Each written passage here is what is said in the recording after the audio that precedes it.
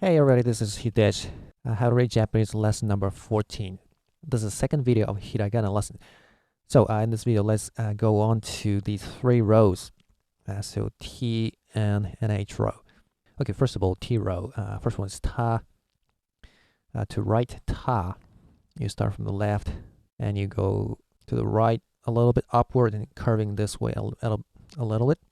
And a long line that is a little bit diagonal to this way. And you stop there, and a little round horizontal line here, and this one is curving in opposite direction like this. So this is ta. So make sure you make it a little bit round this way, and also this way. And I will try to keep the stroke connected in your mind like this. And you stop here, and you go this way. And you go this way. Okay, next one. Chi. Okay, short horizontal line that is curving a little bit upward. And then you start from here to a little bit diagonally left. And there's a corner, a sharp corner here, and you go this way. And go around and you sweep. Okay, so here, this point must be pointed. There's a corner and then round, and it's a little bit curved. Okay, third one is tsu. Tsu is simple. You start from the left and you go a little bit upward and then curve and you go sweep like this. Okay. Well, you can see it's pretty similar to shi and tsu, but the orientation is different, right? And these actually have something to do with katakana, shi and tsu in katakana, because in katakana, this was shi and this was tsu. And I told you that it's actually go like this, right? Go like this. So if we do that in something like a cursive style, that'll end up with hiragana shi and hiragana tsu. Okay. Now next one is te. Te is you start from here a little bit upward diagonally, and you go back in this way, and you curve and you stop it here. Okay, make sure you stop it here. Okay, last one, to is you start from the left top and you go diagonally downward and you stop, and you start from here, which is lower than the first stroke, from here, and you go crossing this part, touching this part, and then you go ahead and there's a curve and you stop like this. So to make it cool, you should keep this part lower than the first part, and this part is round and you stop it here. So this hiragana is what is written in the back of a shogi piece, at the back of the pawn, right? That's why it's called tokin. Okay, now let's go to N row. The first stroke is very similar to that of ta. So you go like this. And then the second one is shorter than that of ta, like this. And then you make a little dot here, curving inward, and a little bit sweep up in this way, and then you start another stroke from here, almost they're connected, and then you go down. And well, originally the circle here was something like this, a little bit of a triangle like shape, and you stop here. But as you can see in the typed character, it doesn't always have to be this triangle like this. It can be just round, and that's all right. And it's okay if this part is somewhat connected like this, and you see this part is also connected, right? Well, that's because I said always keep the stroke connected in your mind. Go like this, and maybe go like this, and go like that. So that's the basic idea of hiragana writing. Okay, now let's go to ni. Ni is first, and you make a vertical curved line like this, and you sweep up. Well, this is what we've seen in Ke. It's almost the same. And then you go this way and make a horizontal line that is curving this way, and another one in this way. So this part is similar to what we've seen in Ta, right? And always make it connected like this in your mind. Okay, it's curved. All right, Nu. Okay, Nu is a little bit difficult. First, you start from this line that is curving this way and going diagonal, and you stop here. And from the point that is higher than the first stroke, you curve it in another direction here, and you make it a little corner here, and you make another corner here, and then you go around, and you even go ahead and cross the original line, and you stop here. Well, it's very difficult. Round, and a corner, and around. But you don't have to always make it like this. You don't need these corners if you want to go. This is no problem. This one will be okay. It's read as Nu too. Well, actually, this is what we've seen in this part of right? Yeah, it's very similar. Well, the origin of these katakana have the same kanji style in this area, actually. Okay, next one. Ne. In ne, okay. Ne starts from this vertical long line here.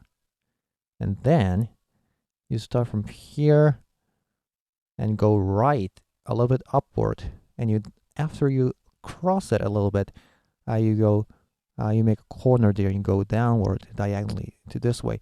And you go back again to right upper, and there's a curve, and you go down and a circle here, and you stop, just like what you see in Nu.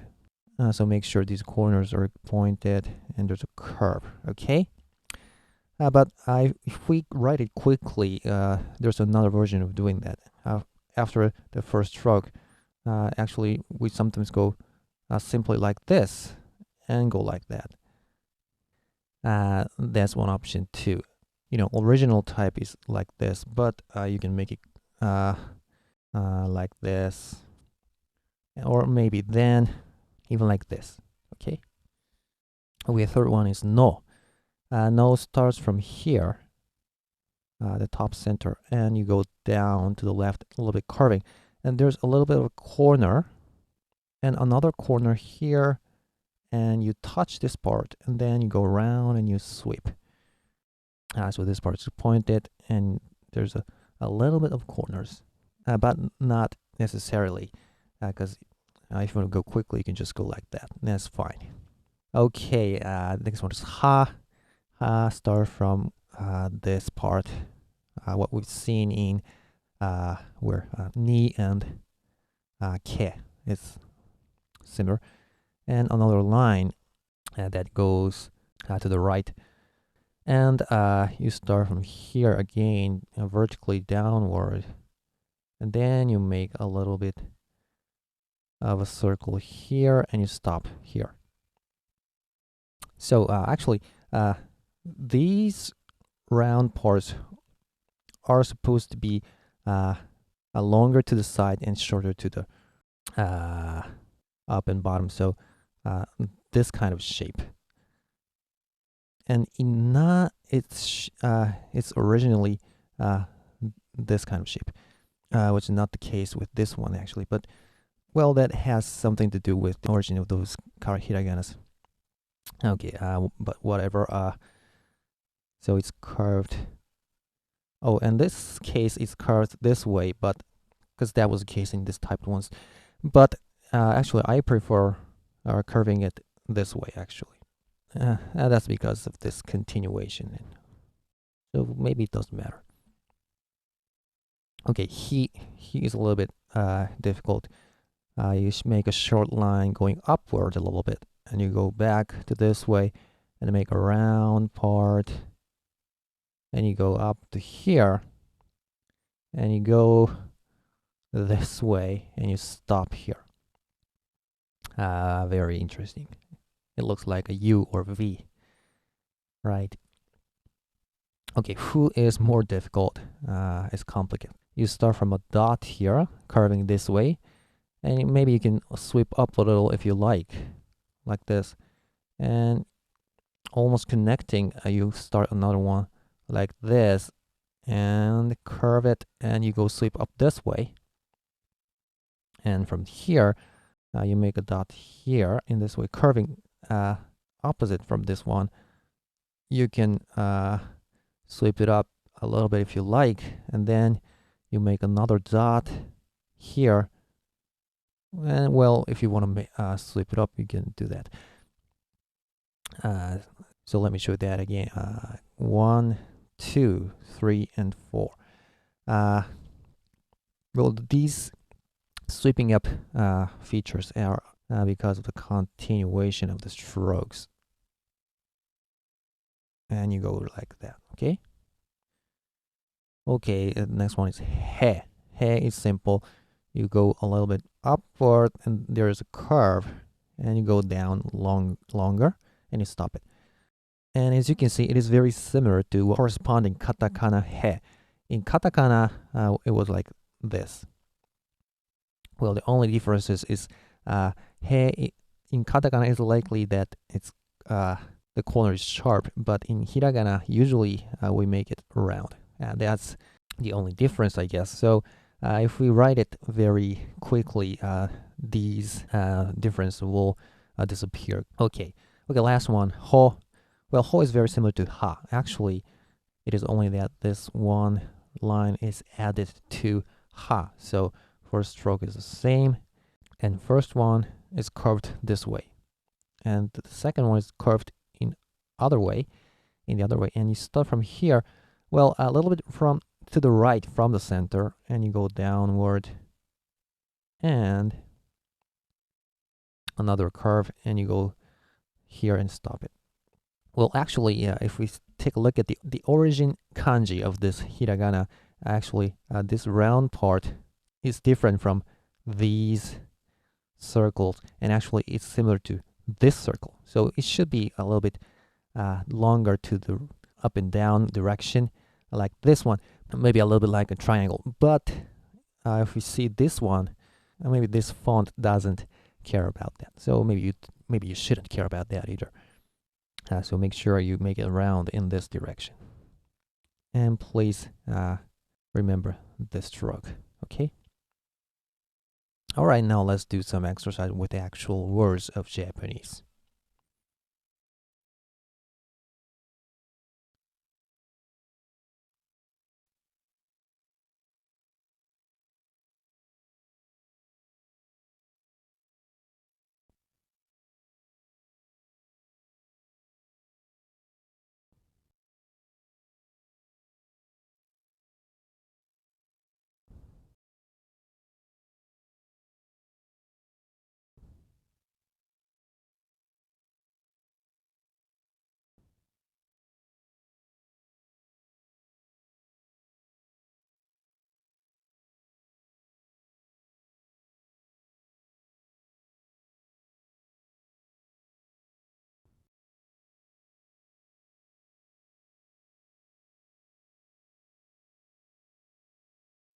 Okay, let's see if you can read it. First one is here and here.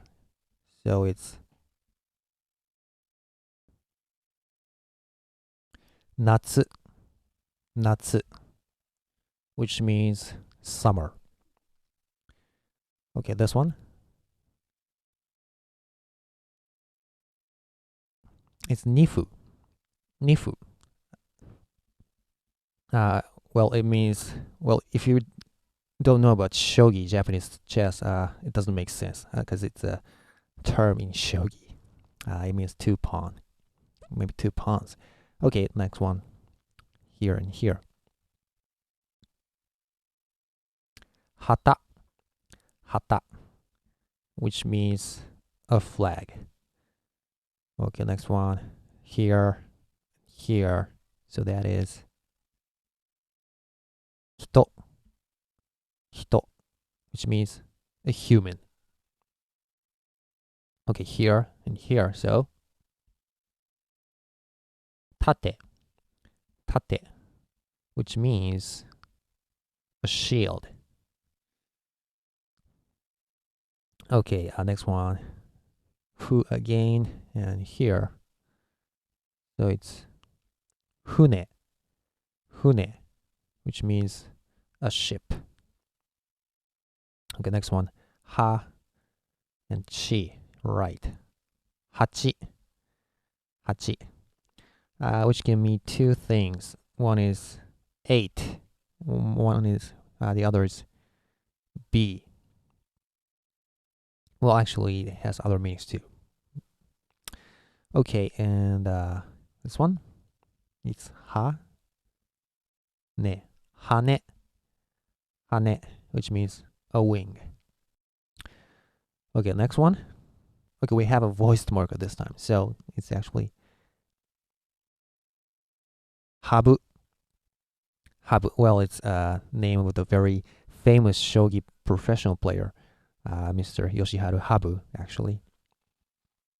Oh, well, it can also mean a kind of a snake, actually. But okay, whatever. Okay, next one. Okay, voiced marker again. So, nodo, nodo, which means the throat. Is my spell correct? Okay, the last one. We have small tsu this time. So you already know this one. It's exactly the same as what you've learned in katakana lesson. And there's half voiced marker. So it's a P, double P and O. Noppo. Noppo, which means tall, someone who is tall. Kind of making it sound a little bit funny with this word. It's not exactly tall. It's not an ordinary word, actually. Okay, that's all for this lesson. Thanks for watching.